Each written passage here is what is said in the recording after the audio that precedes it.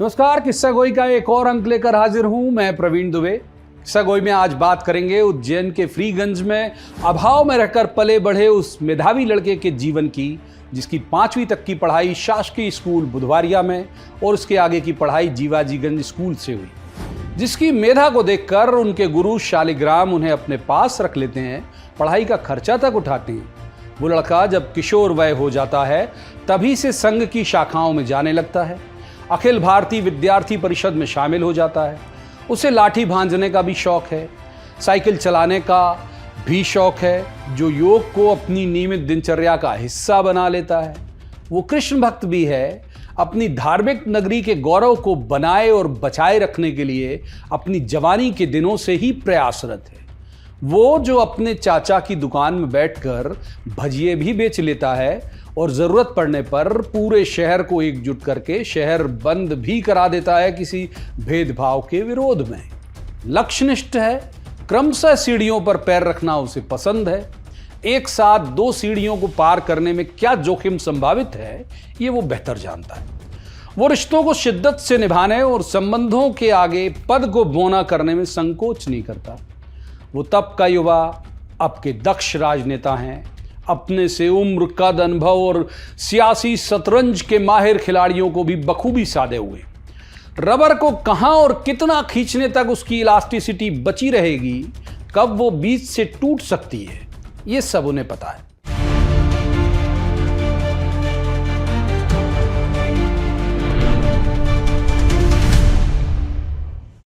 हम बात कर रहे हैं मध्य प्रदेश के मुख्यमंत्री डॉक्टर मोहन यादव की। वो कैसे मुख्यमंत्री बने, कैसे लार्जर देन पार्टी इमेज रखने वाले 1-2 नहीं बल्कि 7 नेताओं को पीछे छोड़ा और अभी उन्हीं के साथ मिलकर सरकार चला रहे हैं। सिर्फ चला नहीं रहे बल्कि दम से चला रहे हैं। बहुत चौंके थे लोग जब बतौर मुख्यमंत्री उनके नाम की घोषणा भोपाल में विधायक दल की बैठक में हुई थी। पहली बार विधायक बनने के ठीक 10 साल बाद सीधा मुख्यमंत्री के पद पर पहुंचना क्या अप्रत्याशित था? क्या उनकी लॉटरी लग गई? क्या बड़े लोगों के आपस में टकराव में वे मजबूरी में चुने गए विकल्प थे?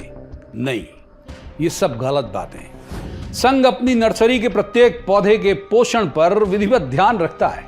उसे पता होता है कि कब पौधा पुष्ट हो गया, उसे कहां रोपना है, किस तरह के प्रतिफल की संभावना उससे हो सकती है जब वो वृक्ष बनेगा। तब कैसे हुई डॉक्टर मोहन यादव की ताजपोशी?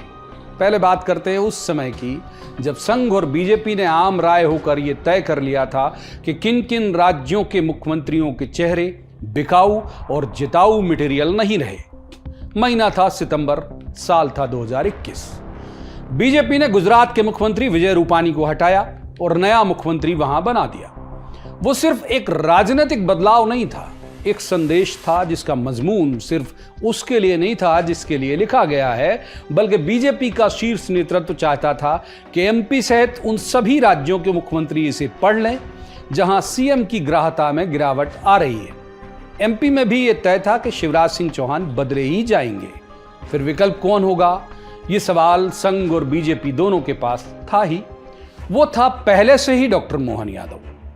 संघ अपने सबसे प्रिय राजनेता को किसी भी राज्य में उच्च शिक्षा विभाग की जिम्मेदारी देता है। वजह बड़ी स्पष्ट है कि संघ की सालों से इच्छा है कि वो इतिहास जिसे गलत तरीके से सिलेबस में थोपा गया है उसमें सुधार करवा लिया जाए। चूंकि मोहन जी बहुत पढ़े लिखे विद्वान राजनेता थे, तो इन्हें चुनाव जीतने के 2 साल बाद यानी 2020 में यह विभाग सौंपा गया। संघ और बीजेपी दोनों इन्हें हर स्तर पर आगे कर रहे थे। ये साफ साफ दिख रहा था, क्योंकि मंत्री होने के बाद भी उन्हें सरकार का और बीजेपी का पक्ष रखने के लिए टेलीविजन चैनल की डिबेट में जाने के लिए पैनलिस्ट भी बनाया गया। यूँ तो मोहन जी से मेरा परिचय पुराना था, लेकिन उन दिनों में एक टेलीविजन चैनल के लिए डिबेट का शो करता था और वे स्टूडियो में भी कई बार आते थे, तो मेरी निकटता जाहिर है कि और बढ़ गई थी उनसे। एक बार मुझे याद है कि लाइव डिबेट का शो ऑन एयर होने ही वाला था और ये बीजेपी दफ्तर में मीटिंग में थे, जबकि बीजेपी की तरफ से पैनलिस्ट यही थे। मुख्यमंत्री सहित कई बड़े लाल पीली बत्ती वाले नेताओं के प्रोटोकॉल के कारण उनकी गाड़ी भी ट्रैफिक जाम में फंस गई थी। जैसा मैंने पहले भी बताया कि वे अपने संबंधों और दायित्वों को लेकर कितने सजग हैं, उसका एक उदाहरण आज पहली बार बताऊंगा कि वे अपनी मंत्री वाली कार छोड़कर बाइक में हमारे एक सहयोगी के पीछे बैठकर स्टूडियो आ गए ताकि मेरी डिबेट खराब ना हो। जाहिर है कि संबंध ऐसे हो गए तो मैं औपचारिक संवाद और परिष्कृत मजाक भी उनसे करने लगा था। तो 2021 में जब पहली बार उनके नाम की सुगबुगाहट हुई तो मैंने अपने न्यूज़ रूम में मजाक में कहा था कि लक्ष्मीकांत शर्मा भी उच्च शिक्षा मंत्री थे, वे भी संघ के करीबी थे, वे भी मुख्यमंत्री पद के लिए पहली पसंद माने जा रहे थे, बिल्कुल उसी भूमिका में मोहन जी भी हैं, उनके साथ भी कहीं लक्ष्मीकांत शर्मा जैसा कुछ नहीं होना चाहिए, अच्छे व्यक्ति हैं वो। तो भाव ये है कि विधानसभा चुनाव के 2 साल पहले उनका नाम एक बार मुख्यमंत्री पद के लिए चर्चा में आया था। जाहिर है कि वो बिना आग का धुआं तो नहीं रहा होगा। अब ये लगता है कि संघ ने ये सारा कुछ उसी वक्त तय कर लिया था। एक बड़ा मशहूर जुमला है कि राजनीति जब चलती है तो उसके पैरों से छल छद्म की धूल उड़ती है। जब किसी का नाम आगे बढ़ना शुरू होता है तो सियासत में तो उसके खिलाफ षड्यंत्र भी तेजी से बढ़ते हैं। आपको याद होगा उस समय यानी चुनाव को जब 1.5 साल का वक्त बचा था तब डॉक्टर मोहन यादव के खिलाफ उज्जैन के अखबारों और लोकल मीडिया ने एक बड़ी मुहिम सी चलाई। बड़े बड़े अखबारों के फुल पेज उनके खिलाफ खबरों से पटे रहते थे। आए दिन सबसे ज्यादा खबरें अगर उज्जैन में छपती थी तो डॉक्टर मोहन यादव के खिलाफ। अब ये छवि भंजन स्वस्फूर्त हो रहा था या किसी के इशारे पर हो रहा था, इसकी कोई प्रामाणिक जानकारी हमारे पास तो नहीं है, लिहाजा इस पर कुछ कहना अभी संभव नहीं होगा।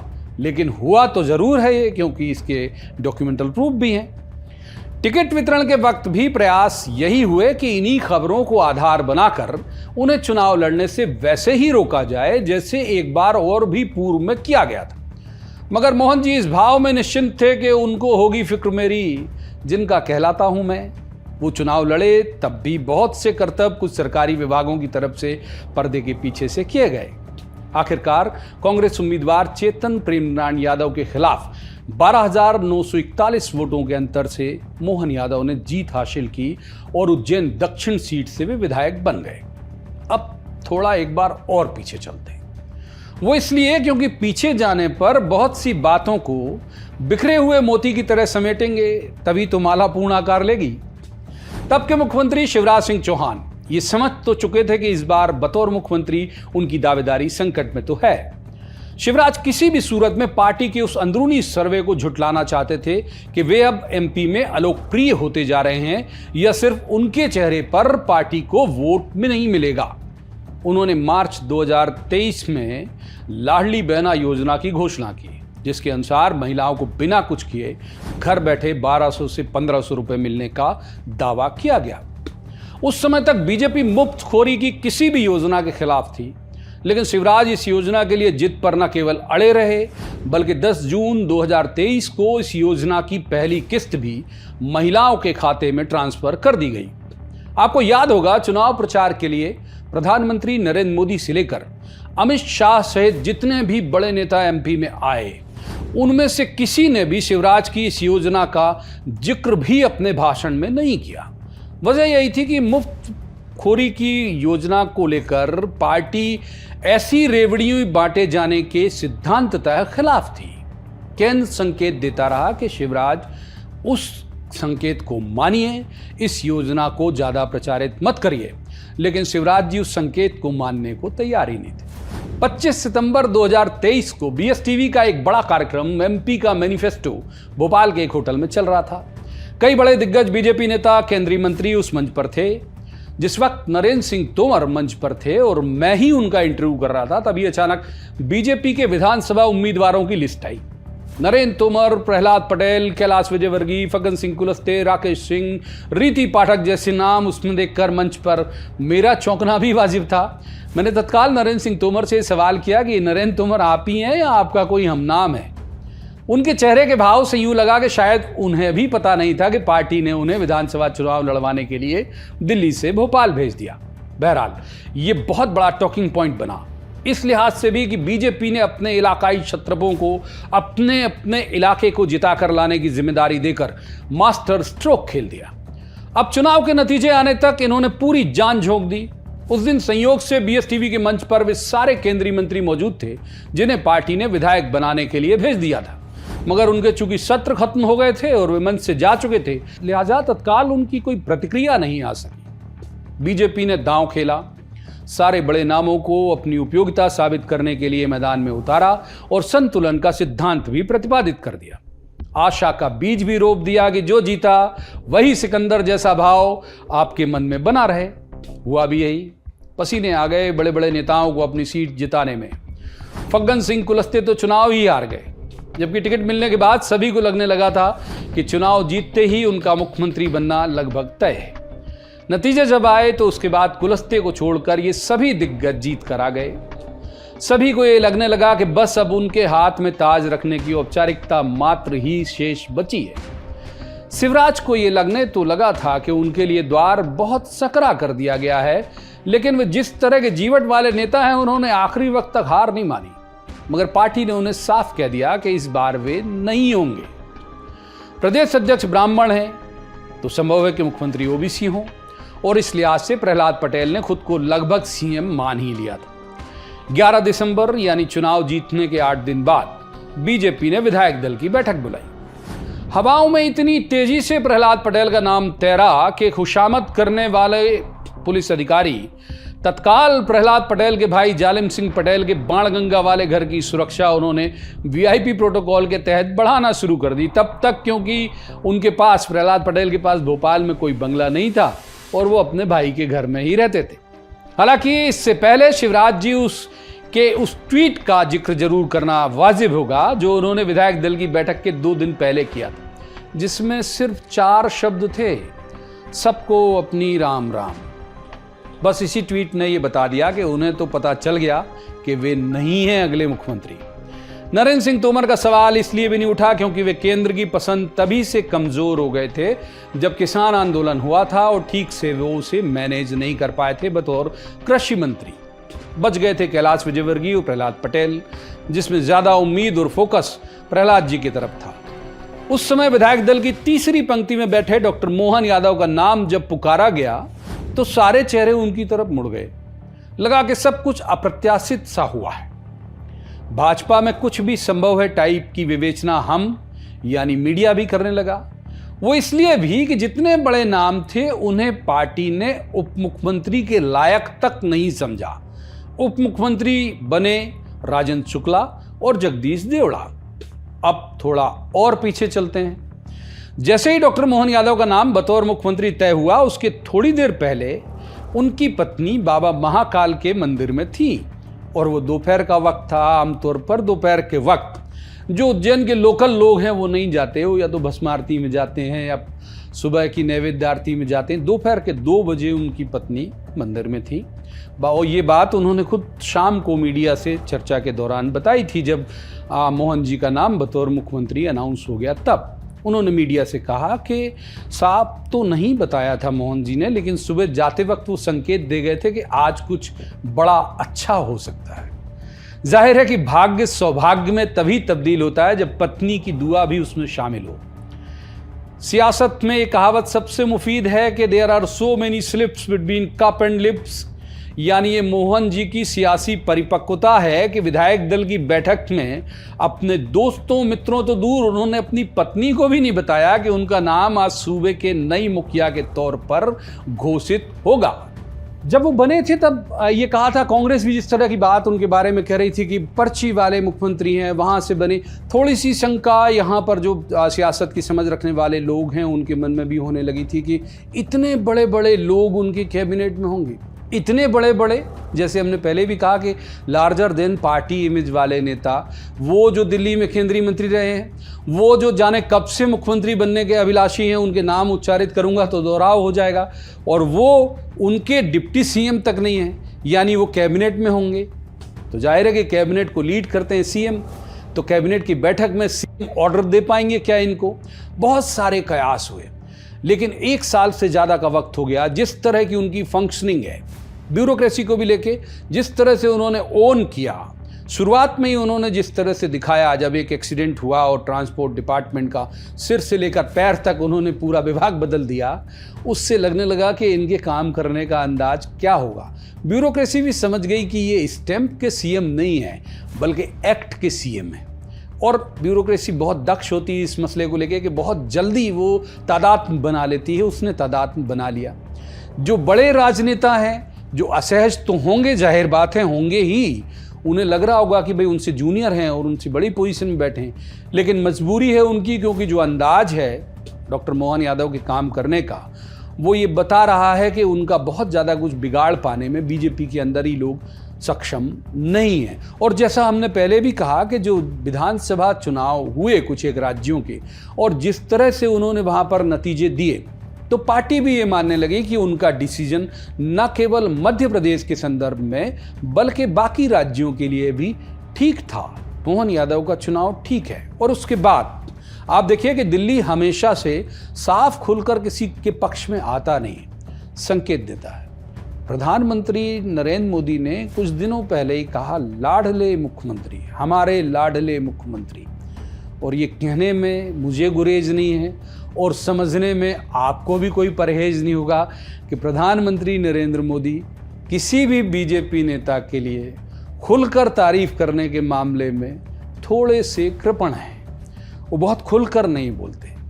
हमारे माननीय मुख्यमंत्री, हमारे प्रदेश के मुख्यमंत्री, इस तरह का वो संबोधन देते हैं। लेकिन अगर वो विशेषण लगा देते हैं लाडले, तो इसके मीनिंग यही है कि वो नीचे तक एक मैसेज देना चाहते हैं कि प्रधानमंत्री नरेंद्र मोदी के लाडले हैं डॉक्टर मोहन यादव। मध्य प्रदेश से विशेष रूप से आज पधारे हुए हमारे लाडले मुख्यमंत्री मोहन यादव जी।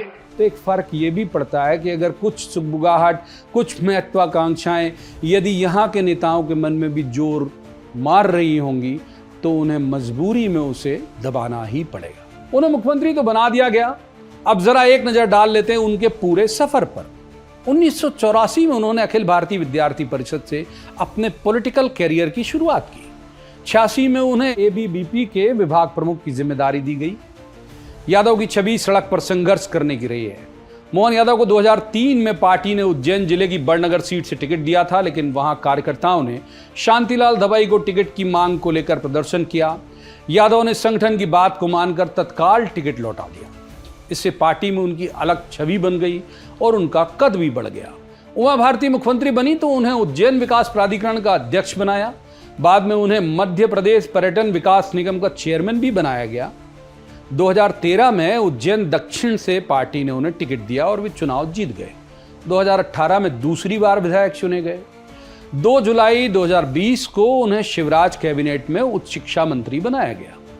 1965 में 25 मार्च को पूनम चंद यादव और लीलाबाई के घर जन्मे मोहन यादव एमए भी है, पीएचडी भी है, एमबीए भी किया हुआ है उन्होंने। उज्जैन विकास प्राधिकरण के चेयरमैन के कार्यकाल के दौरान ही उज्जैन में वेदशाला, तारामंडल, विक्रमादित्य पीठ की स्थापना हुई। हिंदू नववर्ष गुड़ी पड़वा पर हर साल उज्जैन में होने वाले विक्रमोत्सव को भव्य स्वरूप देने का श्रेय भी डॉक्टर मोहन यादव को दिया जाता है। वर्ष 2021 में तत्कालीन उच्च शिक्षा मंत्री मोहन यादव का उस समय विवादित बयान आया, जब उनके विभाग ने कानून जारी करके कहा कि यदि किसी स्टूडेंट का आपराधिक रिकॉर्ड है तो उसे कॉलेज में प्रवेश नहीं दिया जाएगा। इसकी वजह से पार्टी थोड़ा असहज भी हो गई। बाद में इस ऑर्डर को वापस लेना पड़ा था। मोहन यादव तलवारबाजी, लठ चलाने और कुश्ती के भी शौकीन हैं। वे राज्य कुश्ती संघ के अध्यक्ष भी हैं। मॉर्निंग वॉक और साइकिलिंग भी उनकी हॉबी में शामिल है। जरा गणित देखिए, 3, 13 और 23 का। 3 में उन्हें पहली बार टिकट मिला, जो उन्हें लौटाना पड़ा। उसके बाद 10 साल इंतजार किया तो फिर 13 में टिकट मिला, 2013 में। पहली बार विधायक 2013 में बने और उसके पूरे 10 साल बाद मुख्यमंत्री बन गए। धैर्य और संयम के साथ विरोध और कटबाजी झेलते रहे, लेकिन अपना प्रोफाइल हमेशा लो रखा। कभी खुलकर विरोध अपने किसी सहयोगी का नहीं किया। गुस्सा बेशक उन्हें भी आता है, मैंने 2-3-4 बार देखा है, लेकिन झलकता कम है। जो बात मैंने पहले कही थी रिश्तों को शिद्दत से निभाने वाली, उसका सबसे बड़ा उदाहरण है सीएम जैसा सर्वोच्च पद किसी राज्य का पा जाने के बाद।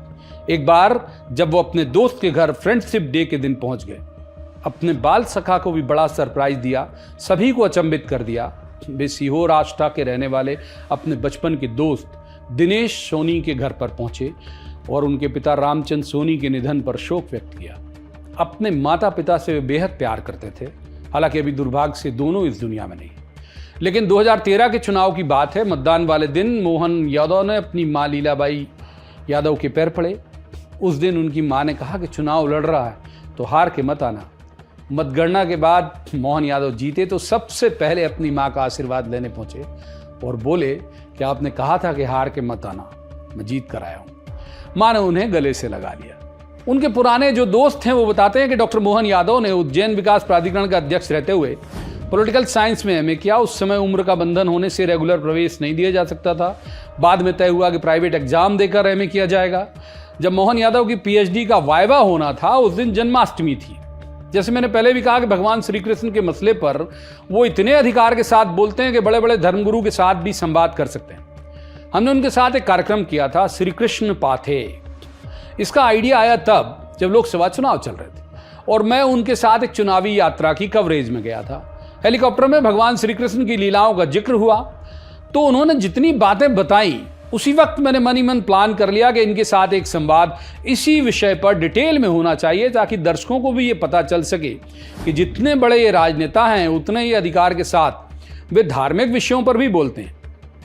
एक प्रसंग और, यदि उसका जिक्र नहीं किया तो ये किस्सा गोई अधूरी रह जाएगी। यादव के मुख्यमंत्री बनने की घोषणा के साथ उनके उज्जैन में रात्रि विश्राम को लेकर चर्चाओं का दौर शुरू हो गया।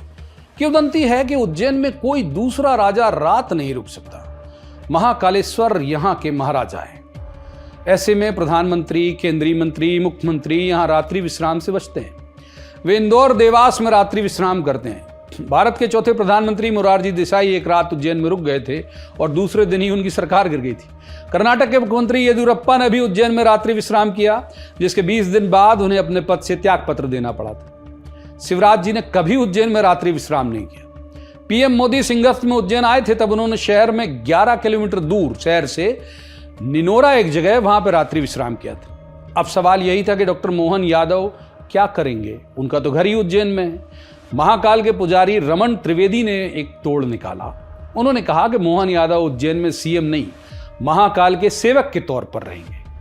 उनके यहाँ रात्रि विश्राम को लेकर कोई परेशानी नहीं आएगी क्योंकि वे यहीं के निवासी हैं, बचपन से महाकाल की सेवा कर रहे हैं। उज्जैन डॉक्टर मोहन यादव की जन्मस्थली है। वे यहाँ सीएम ग्रुप में नहीं बल्कि महाकाल के भक्त के रूप में रुक सकते हैं। महाकाल के दूसरे पुजारी पंडित प्रदीप गुरु ने भी कहा कि डॉक्टर मोहन यादव को परंपरा पता है, वे जानते हैं कि क्या करना है। डॉक्टर मोहन यादव की पत्नी सीमा यादव का घर यूपी के सुल्तानपुर में है। जैसे ही मोहन यादव का नाम सीएम बनने के लिए ऐलान हुआ, सुल्तानपुर में भी बधाई देने वालों की भीड़ लग गई। वहां भी बहुत सारे लोगों ने उन्हें शुभकामनाएं दी और ये लगा कि हाँ, हमारे बीच का कोई एक व्यक्ति मुख्यमंत्री बना है। जाहिर बात है कि बीजेपी ने जो प्लान किया होगा उनकी जाति के आधार पर किया होगा। यादव बहुल यूपी भी है, बिहार भी है और उसका फायदा दिखा भी है। जो भी हाल के दिनों में जिन राज्यों में चुनाव हुए वहां मुख्यमंत्री डॉक्टर मोहन यादव प्रचार के लिए गए और बीजेपी को वहां पर फायदा हुआ। किसी भी संस्था का प्रमुख, सियासत तो बहुत दूर की बात है, किसी भी संस्था का प्रमुख यदि आप बन जाते हैं तो फिर आपके खिलाफ साजिश और षड्यंत्र चलते रहते हैं। छोटे छोटे संस्थानों में भी चलते रहते हैं, तो जाहिर बात है उनके खिलाफ भी चल रहे होंगे। शुरू में कई तरह की खबरें आई कि वो उज्जैन पे ज़्यादा फोकस करते हैं, ऐसा लगता है कि उज्जैन के सीएम हैं, लेकिन धीरे धीरे उनके काम करने का जो अंदाज है वो उन्हें लगातार लोकप्रिय बनाते जा रहा है। 25 तारीख को डॉक्टर मोहन यादव का जन्मदिन है। BSTV की तरफ से उन्हें जन्मदिन की बहुत सारी शुभकामनाएं। आज के इस किस्सा गोई में इतना ही। अगले हफ्ते किसी खास मसले पर, किसी खास व्यक्ति के बारे में फिर से करेंगे किस्सा गोई। तब तक आप देखते रहिए BSTV।